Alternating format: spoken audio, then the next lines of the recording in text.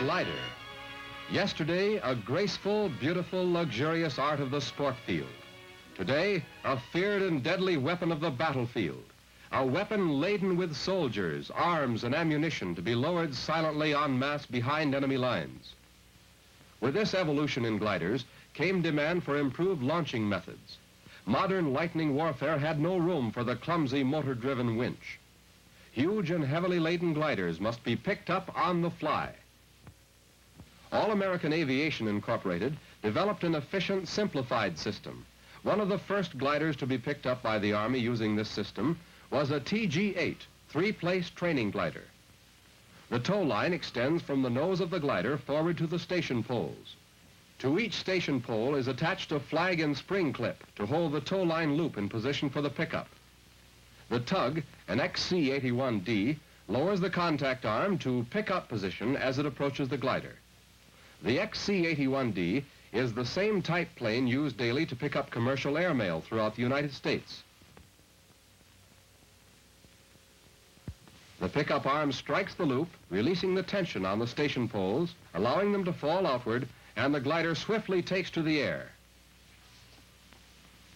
The pickup arm on the tug merely serves to hold the tow line hook until the loop is contacted. After pickup, this arm is retracted to the underside of the fuselage. The towing plane's airspeed at contact was 110 miles per hour. A Model 15 pickup unit, designed for a 1,500-pound load, was installed in the Stinson plane. Ground crew men come out to reset the station poles for another test. The station poles have great flexibility in movement from one location to another, being very lightweight and easily installed. One end of the loop is slipped into the spring clip fastener on the pole flag, and the loop drawn taut, suspending the rope approximately 6 feet above the ground. On the second pickup of the TG-8 glider, an L-1A plane is used as tug. The arm is down, contact is made, and the glider takes off on a steep climb.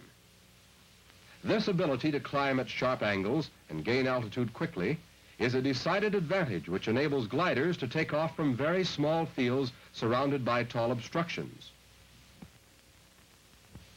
The first large glider ever to be picked up on the fly, a 9-place CG-3A, is the next tested. Station poles are similar to those used on the smaller gliders. A B-23 Douglas bomber, equipped with a larger Model 40 pickup unit, comes in with arm down. Contact is made, and the loop slides down the arm into the hook, pulling the hook from the retainer as approximately 700 feet of flexible steel cable pay out, and the glider ascends rapidly to full tow position. The glider then may be towed to any desired location, limited in distance only by the mileage capabilities of the tug. Ready to land, the glider pilot pulls the release lever, permitting the cable to fall free of the glider. During the towing period, the glider rides slightly to the side and below the tug to prevent chafing the tail of the towing plane by the cable. It should also stay on the inside of the turns in order to lessen the drag. Notice this example of the fine skill of glider pilots displayed by their ability to bring their heavy glider back to the exact spot of the previous pickup.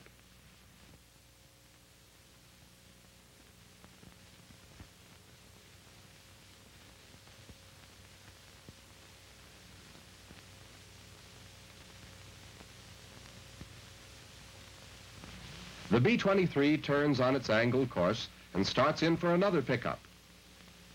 Inside, a crew member prepares the pickup mechanism by screwing in the brake resetting nut and locking the ring gear with the dog clutch. The resetting nut carries all the load of the main brake spring.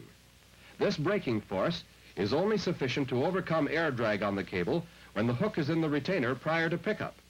As soon as contact is made, the line becomes taut and the cable pays out rapidly until the drum attains the speed of the tug. When the drum has been brought up to speed, the brake is automatically applied so that the drum is smoothly but rapidly decelerated until it stops. And at the same time, the glider is accelerated and launched.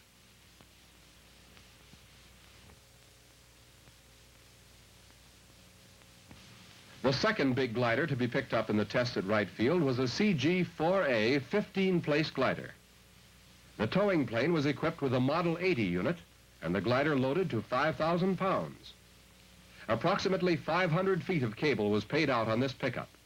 The amount of cable payout is regulated by the time adjustment settings on the pickup unit. Throughout these earlier tests, the pickups were made with the landing gear of the tow plane in the lowered position. However, experiments proved this was unnecessary, and today's pickups are made with landing gear retracted.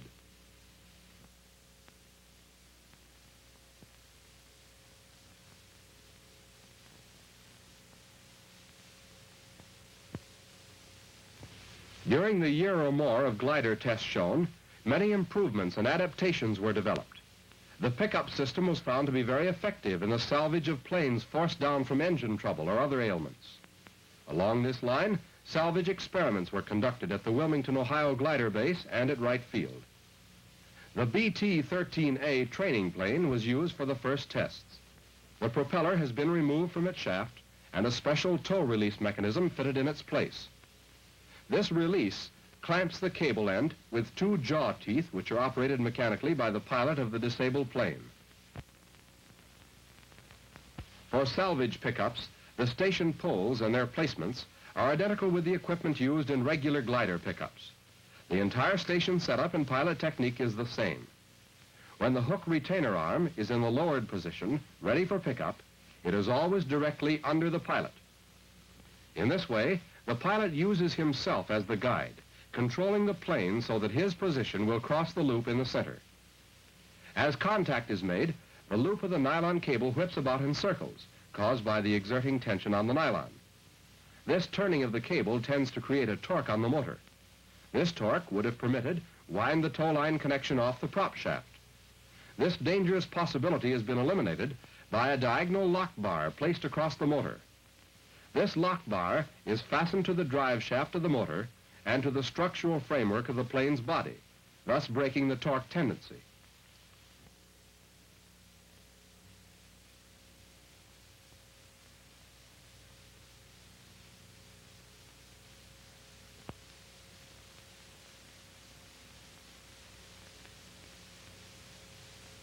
Cut loose from the tug and ready to land, the pilot of the salvage plane lowers the flaps and glides in. But this time, the pilot of the propless plane has a one-way ticket. He can't overshoot the landing strip, gun the throttle, and go round again to have another try at it. Dead stick landings are considered by many pilots to be tricky and risky.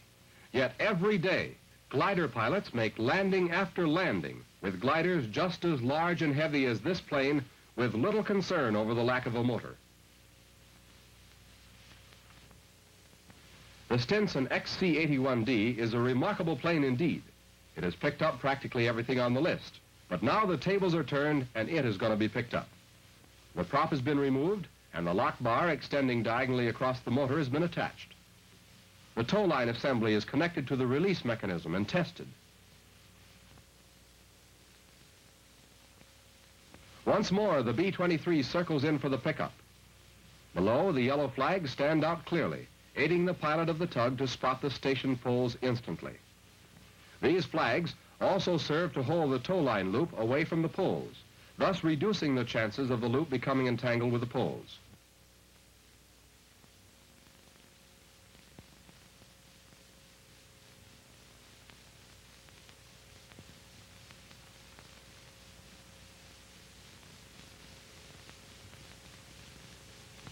After contact is made, the pilot of the glider or salvaged plane climbs as quickly as possible to the approximate level of the tug, always making sure that his position does not cause the tow line to chafe the tail structure of the tug or foul on the tail wheel.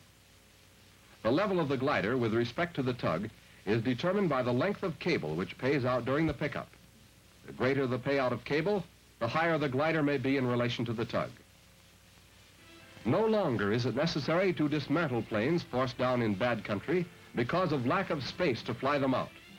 The glider pickup system can now reclaim these planes for further wartime duties with little effort and expense, and with only a fraction of the former lost time.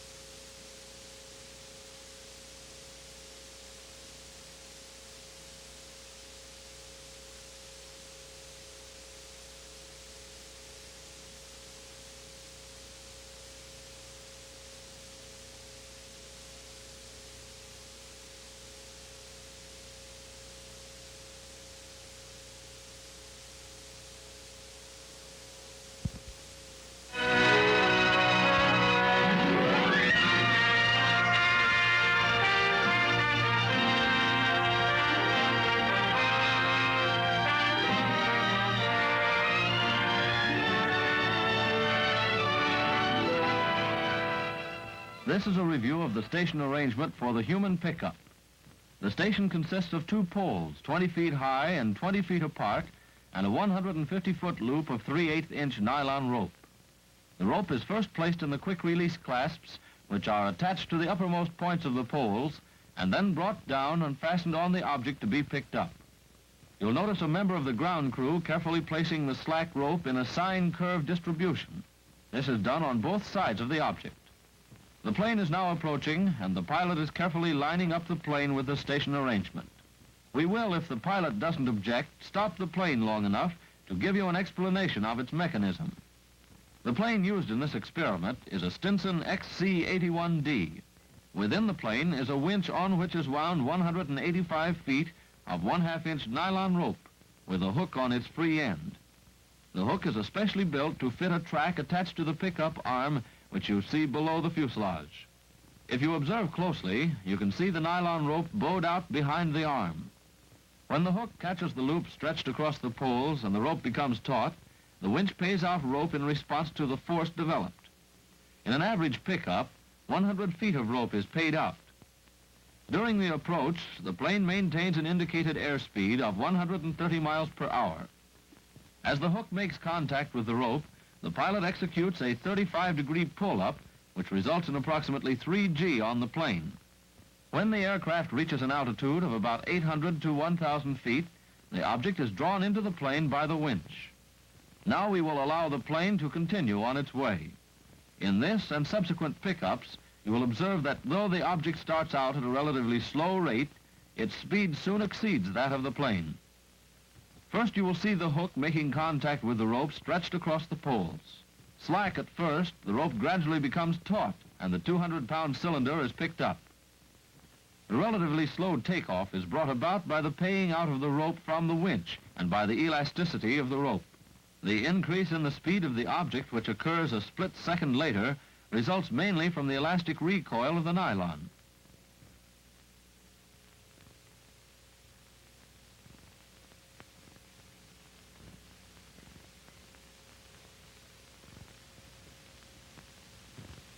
You have seen 4 of the many successful cargo pickups. The next test demonstrated shows pickups of live sheep. This is a view of the sheep harness on the ground. Openings are provided for the legs. Now the sheep is being put into its harness.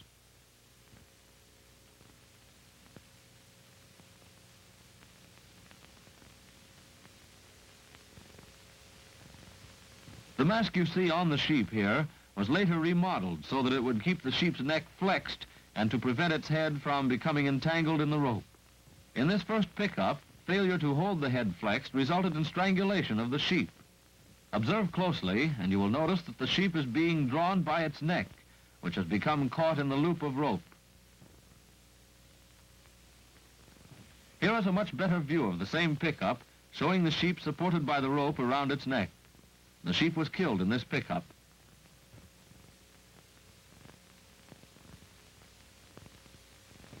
The dead sheep is removed from the plane.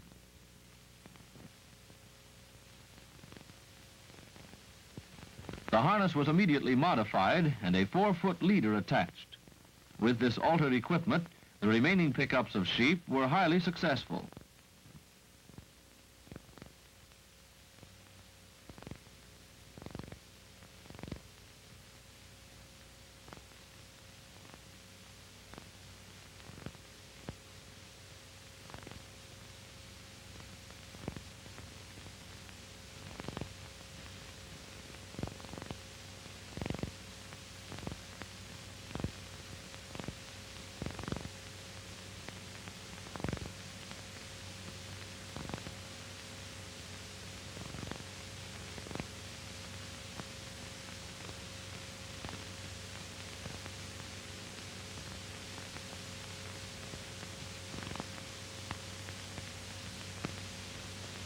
As you see the plane go by now, the winch is drawing the sheep into the plane. The plane comes in to unload the unharmed sheep from the plane.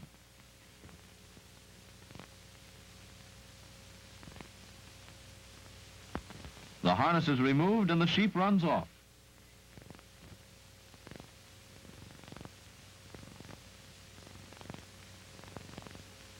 This test shows the final sheep pickup, demonstrating the modified harness and hood.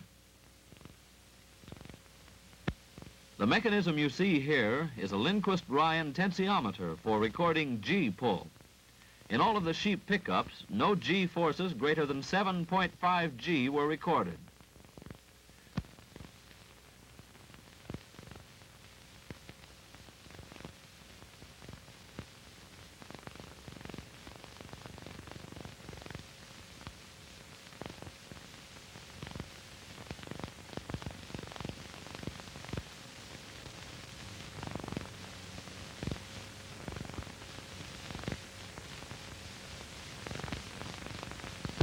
Here is the volunteer subject for the first human pickup, a seasoned paratrooper.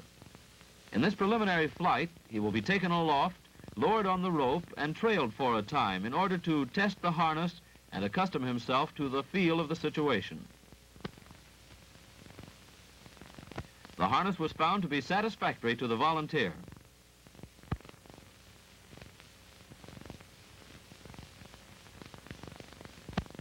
Here we see the harness. It is a modified T5 parachute harness. This harness was previously fitted on the subject for comfort and also tested for security by a series of drop tests. The volunteer now steps into the special harness and has it fitted to him by expert paratroopers. Notice the absence of metal fittings. On each side of the harness is a thigh strap. In fitting the harness, the strap attached to the right side passes behind the thighs and is attached to a fastener on the left side. In a similar fashion, the left strap is fastened to the right side. By binding the thighs in this manner, the legs are kept flexed.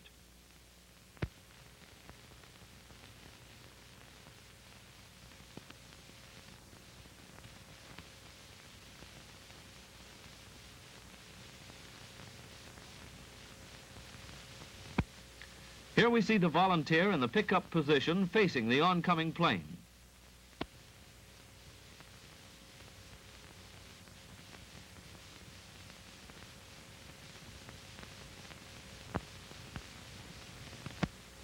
The subject is picked up. Notice the sitting posture in flight.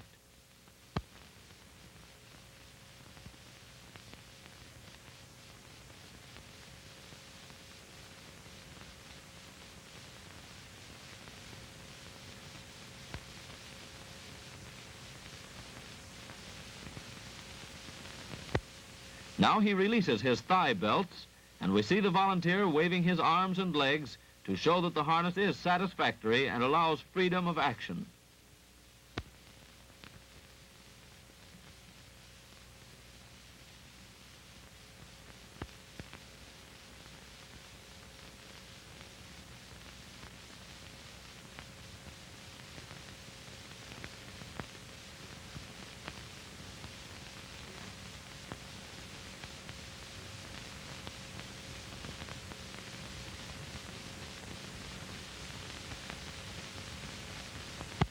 Here is another view of the same pickup at normal speed. As with the sheep, the man surpasses the speed of the plane momentarily.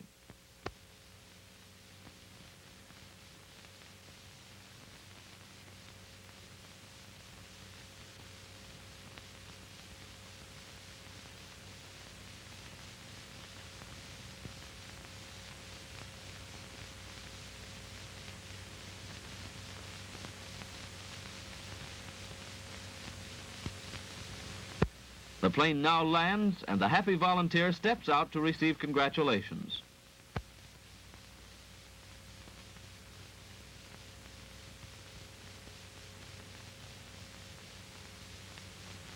The pilot is also commended for his precision flying. The volunteer stated that he felt no more jolt than might be expected from a suddenly accelerated motorcycle.